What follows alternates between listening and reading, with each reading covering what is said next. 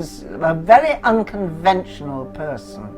She was used to breaking the rules, living outside the norm. And she was intrigued by people, which I think is why her portrait photography is so stunning. She was gentle, unassuming, and didn't realise how good she was. When you look at Joyce's pictures, you want to know about these people. That's the other thing about great portraiture. You want to know about them. What were their lives like? What happened to them?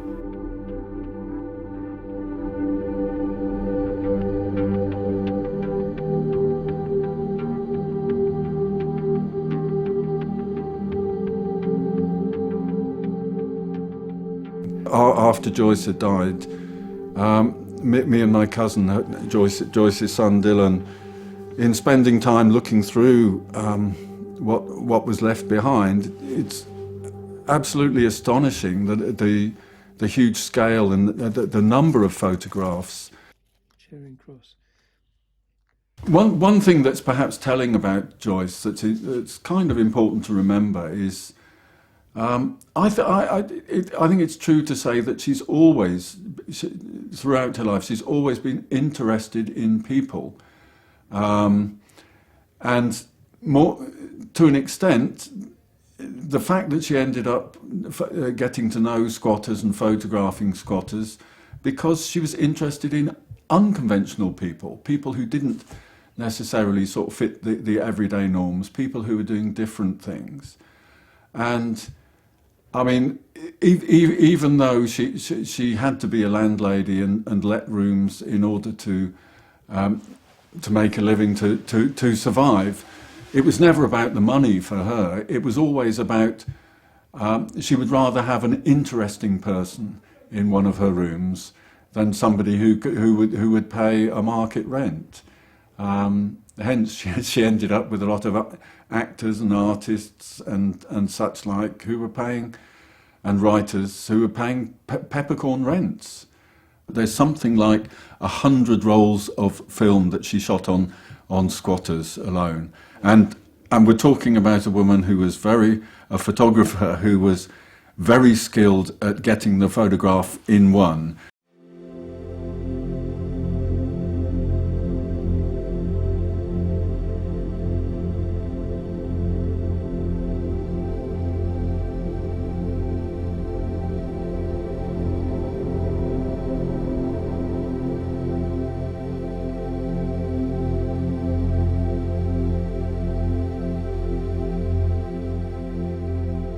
Yeah, we all seem to have similar values of just being friendly and helpful and open and sharing. And so whenever there were also empty properties, so when people would turn up, as they get sent to us, people would, word of mouth, they'd turn up and then you'd show them a house and say, look, it's a shell, but it's yours if you want it. And these brave, brave people would move into a shell. I mean, a lot of them didn't even have floors. They were just the walls and if you're lucky, a roof. And over years, they'd just move in and camping basically until gradually they'd do them up. It was a lot of fun, and it was, I don't know, it was just nice. You didn't feel isolated. And so I knew this place, and we decided not to move away, but to move up here. And I moved into 93, which is across the road and just down the street away from here. There were no windows upstairs, not even the frames. Downstairs, there weren't even the joists, never mind the floorboards. And we had to use the outside toilet next door but one. But I was fine. That was great. Into my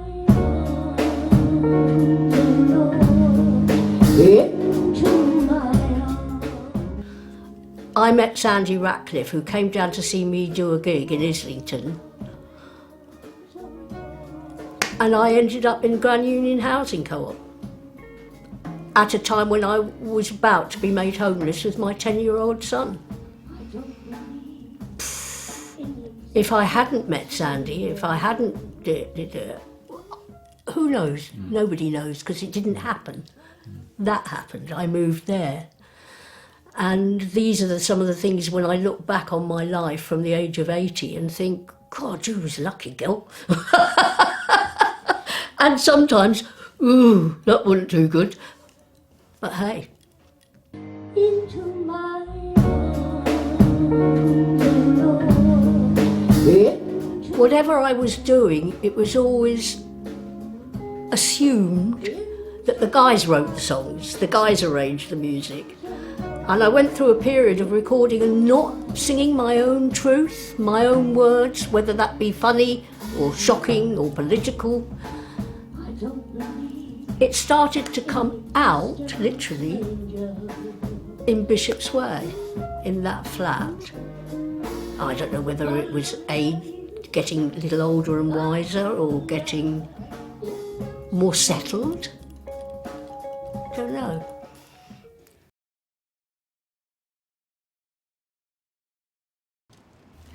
Well, I mean, I just thought it was a lovely place to be, really. My father and sisters and brother was a bit worried about me living here. I think my brother come to check the place out. Yeah, he was quite protective. But yeah, it was unconventional, yeah. And they just thought I was a hippie, so they just accepted it. Yeah, Right. Yeah, these were... Very special. I love this, it's good. Good, they are nice. Oh.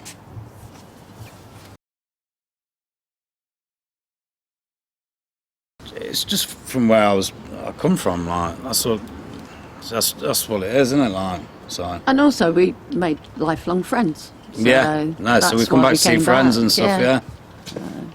Yeah, it's a bit emotional, to be fair.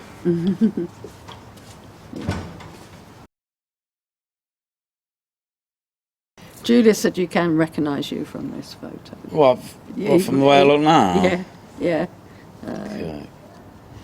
A bit weird, isn't it? Like, That's strange, yeah. I'm not going to carry you. Hello. Hello. Okay. Hi there. Hi. Who are you? Can we come and have a look? Of course you can. Come on. I said this would have been our bedroom. In fact, you're sitting probably where The bed was. where you was, yeah, where the bed was, because it was just here. I remember. Yeah. Yeah. No curtains. Never had any curtains. Did you not? No. What's that? I don't know. Couldn't afford them. Yeah. I feel like we were actually in love at the time, and with our little family. I feel like my head now says it was quite romantic, but obviously with the passing of time, yeah, it wasn't always that romantic. What do they call it? Bipolar now, I think. Yeah, it was either completely high or very, very down. They're part of my history, our history.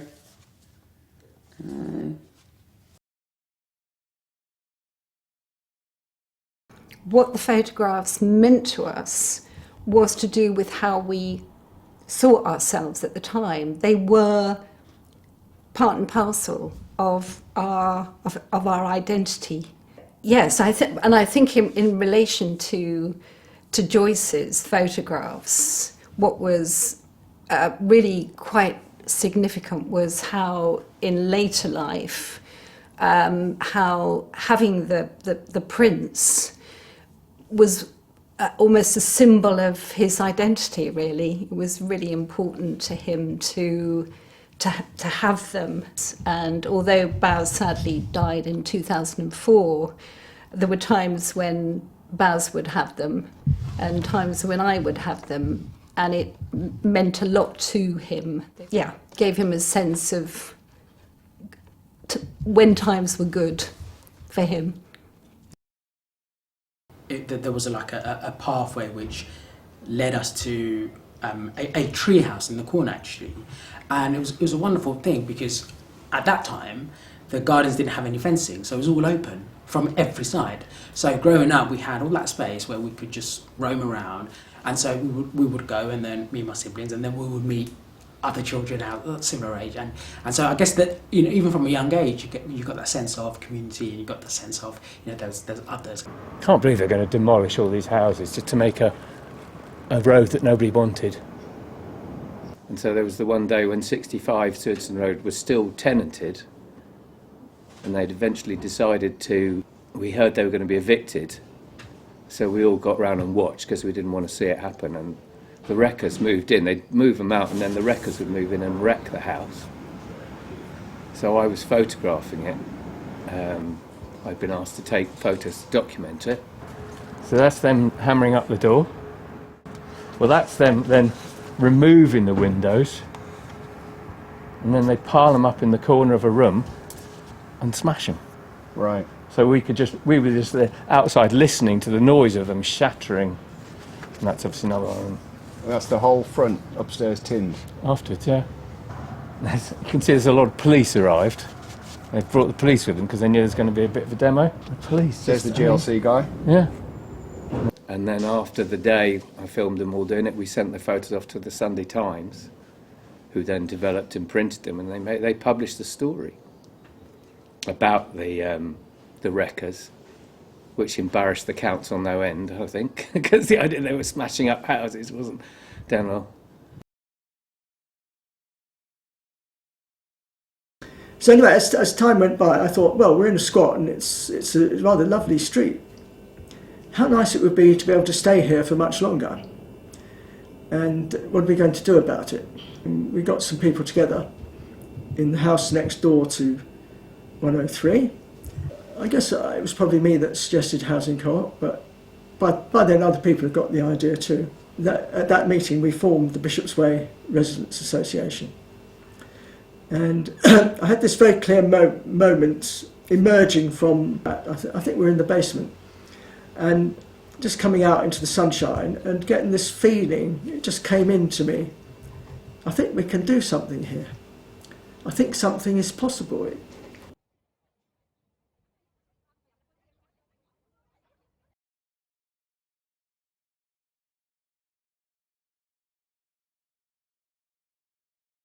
Here, the original owners rehoused, compulsory purchased, and at some point late in the game, after they knew there were squatters here, the local council would send a wrecking crew around, and that would happen regularly. So every time that happened, there'd be one man lurking on the street in a dark navy blue duffel coat and a clipboard.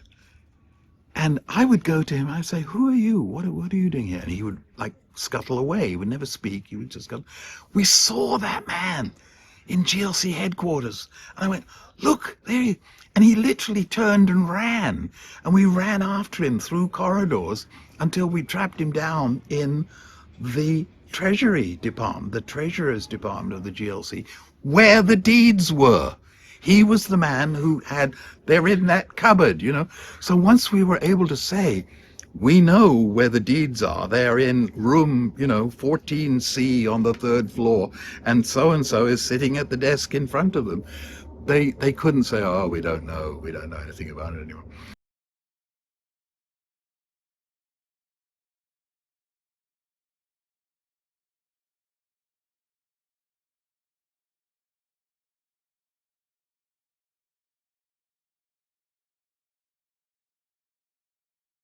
Now, I thought that's a great adventure we were on, you know, because we were just looking. There was just a remote chance in the sky when we first set out, and I thought, well, we've got nothing to lose. Have a go.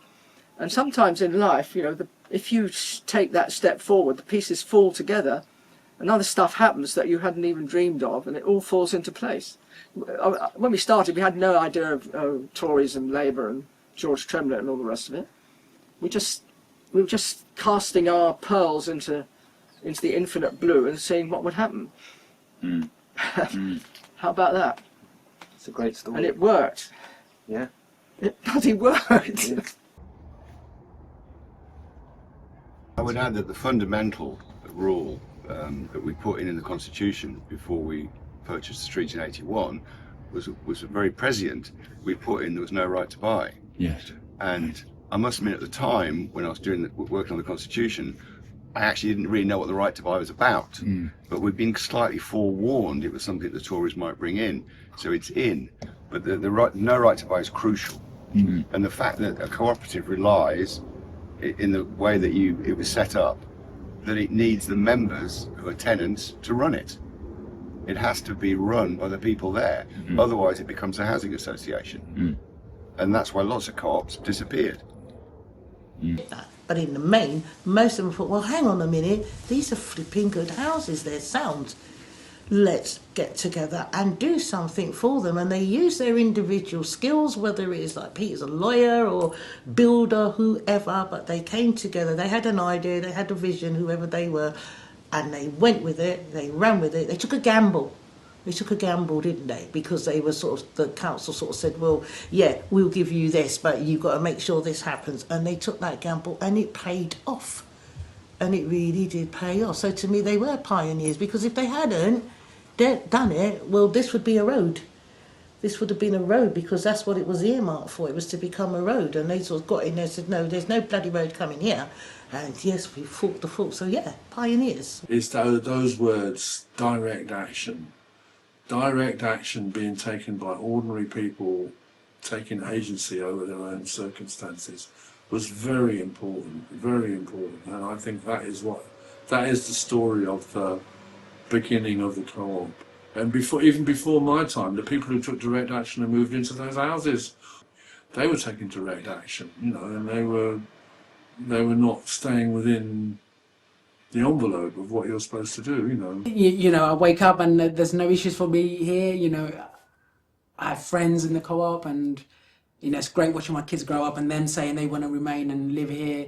I thought they would be, I thought they would say to me, oh, I need to leave now. But no, it's, they appreciate and understand, what we have. And it's amazing that they're thinking, oh, it'd be great to continue living here in the same setup. So long may that continue for another 30 years. Marvellous. Happy New Year, baby! Happy New Year! Happy New Year! Happy New Year, babe!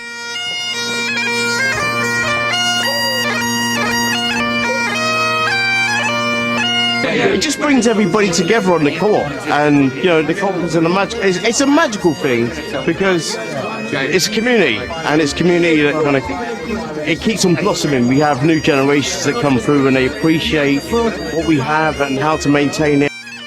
And it's not about not knowing your neighbour and thinking that you own a property where it's going to go up in price and value. It's more along the lines of maintaining the properties you have, and the most important thing that we have is our friends and family that are around us.